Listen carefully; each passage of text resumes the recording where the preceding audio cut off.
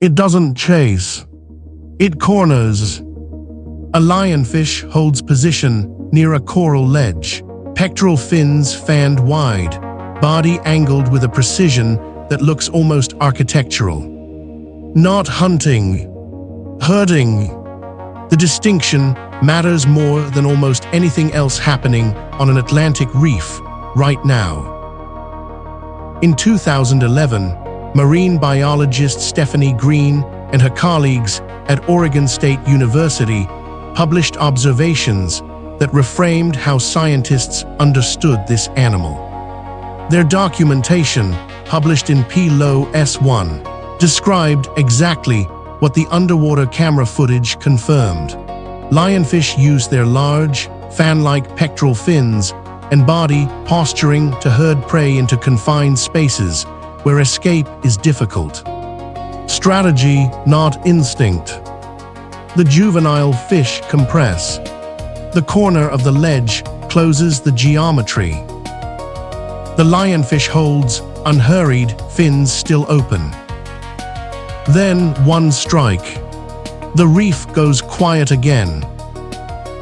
Pterois volitans, the red lionfish, native to the Indo-Pacific, where it evolved over 50 million years alongside prey that learned across deep time to recognize it. In the Atlantic, that history does not exist.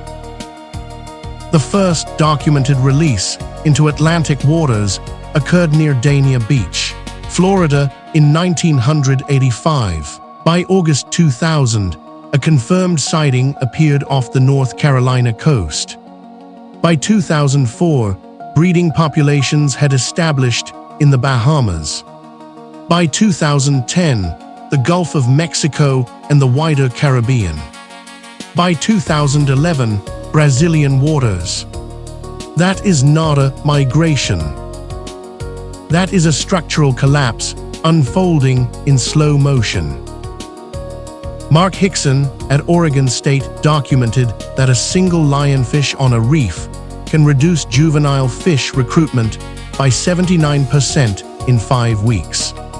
One fish, 5 weeks, 79%. But here is what the numbers alone cannot explain. Why haven't Atlantic reefs fought back? The predators exist. The grouper, the snapper, the moray. They are there. They are capable.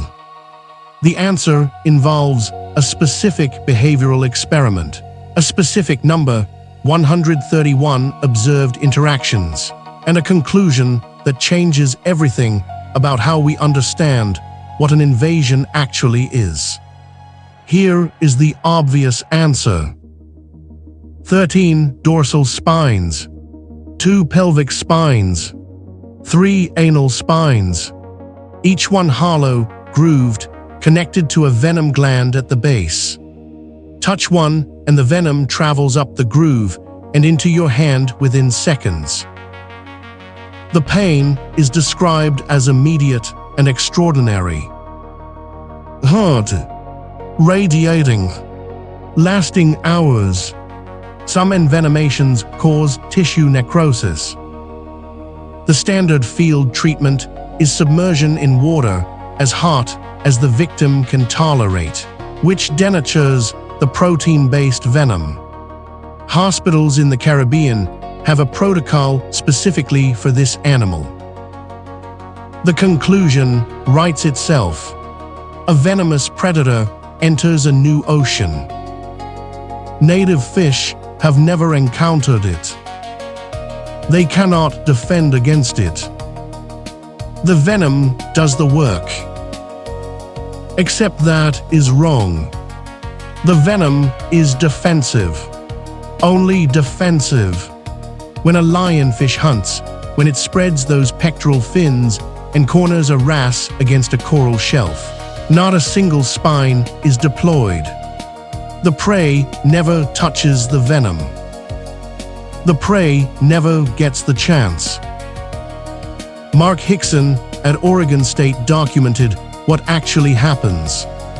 A single lionfish on a reef reduced juvenile fish recruitment by 79% in 5 weeks. Not through venom, through consumption. Raw, mechanical, relentless consumption. Stephanie Green, also at Oregon State, quantified the rate in 2012. Lionfish consume prey fish at rates 30 times faster than native Atlantic predators. 30 times. The venom is irrelevant to that number. As Green and colleagues wrote in PLOS ONE, lionfish use their pectoral fins and body posturing to herd prey into confined spaces where escape is difficult. The spines are armor for after the meal, not the weapon that enables it. The venom narrative collapses. The real driver is behavior, specifically herding. But herding alone does not explain a 79% recruitment collapse in 5 weeks. There is a second factor underneath the behavior. Something that makes the herding catastrophically effective in the Atlantic, in a way it never was in the Indo-Pacific. And it has nothing to do with what the lionfish is doing. Here is the number that changes everything. 79%. That is the reduction in juvenile reef fish on a lionfish-invaded section of coral, documented in 5 weeks, not 5 years. 5 weeks. Marine ecologist Mark Albins and Mark Hixon at Oregon State University published that figure in 2008 in Marine Ecology Progress Series. 1 lionfish, 1 reef section, 5 weeks, nearly nothing left. The mechanism is not venom. The mechanism is appetite and architecture. Lionfish herd juvenile fish into corners using those wide pectoral fins, compressing the escape geometry until there is no geometry left. Then they eat. Slowly, methodically. Stephanie Green's research at Oregon State quantified the consumption rate. Lionfish take prey at speeds 30 times faster than native Atlantic predators. 30 times. Juvenile fish cannot recruit fast enough to replace what is being removed. The reef structure remains. The coral is intact, but the midwater is empty. A reef without juvenile fish is a reef without a future, a building with no foundation being laid. James Morris, Jr., at NOAA National Centers for Coastal Ocean Science, tracked this collapse across the Atlantic and Caribbean through 2009. The pattern held everywhere. Different reefs, different depths, different latitudes. Same result. Atlantic reefs are not empty of predators. Nassau grouper reach 60 centimeters. Moray eels are built for crevice ambush. Snapper move in numbers. These animals eat fish for a living. They are present on the same reefs. They are large enough. They are capable. And they do nothing. A grouper rests on the reef bottom. A lionfish moves along the wall 10 feet away. The grouper does not shift posture, does not approach. The moray extends from its crevice in hunting position and retreats when the lionfish passes within reach. The predators are there. The opportunity is there. The lionfish is visible, slow-moving, and exposed. So why does nothing happen? Here is the payoff. In 2014, Stephanie Green and her colleagues at Oregon State ran a controlled study, NOAA-funded, in Caribbean reef enclosures. They introduced native Atlantic predators, Grouper, snapper, moray.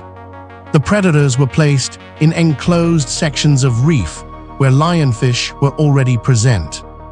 Then they watched and counted 131 observed interactions. 0 predation attempts. Not one. The grouper approached, then turned away. The snappers circled, then left. These are animals that eat almost anything that fits in their mouths. They did not eat the lionfish. Not because the spines were too dangerous. Not because the venom was too potent. But because they did not recognize the lionfish as food at all. The Atlantic reef has no evolutionary memory of this animal.